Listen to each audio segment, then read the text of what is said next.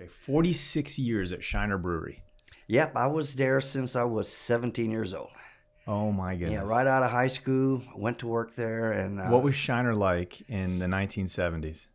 I mean, Shiner growing up here was fantastic. I was fortunate to go to both high schools. So I went to St. Paul High School my freshman year and then went over to Shiner High School. So I knew all the graduating class of 78, on both sides. And again, to this day, I still get invited to both class reunions, even though I didn't graduate from St. Paul, but still I grew up with those people. So Shiner, town of 2,000 people, South Texas, about an hour south of Austin, a little over an hour south of Austin, and stuck between San Antonio and Houston. So we're like at the bottom end of that triangle, and we say we're in the middle of nowhere, in the middle of everywhere at the same time. Yep, I always like to say we're in the middle of nowhere. We're in the middle of a pasture. That's right.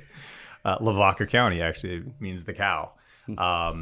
So what Shiner Brewery and Shiner Beer is sort of a Texas institution. This is a Texas beer. It's national now, obviously, but what was the importance of Shiner Beer in the 1970s? I mean, was it still the name brand that it is today in Texas, or what was it like?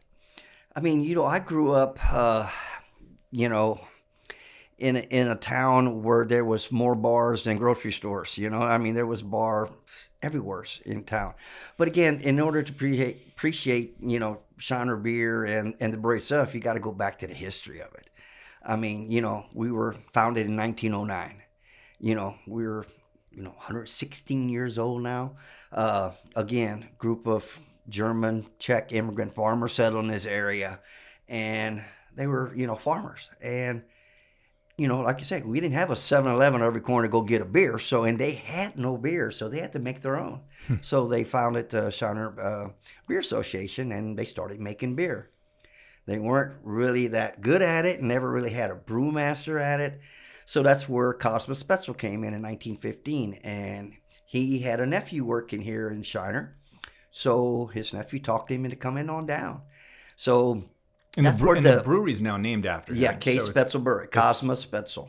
Yep. And so that is where the name came from.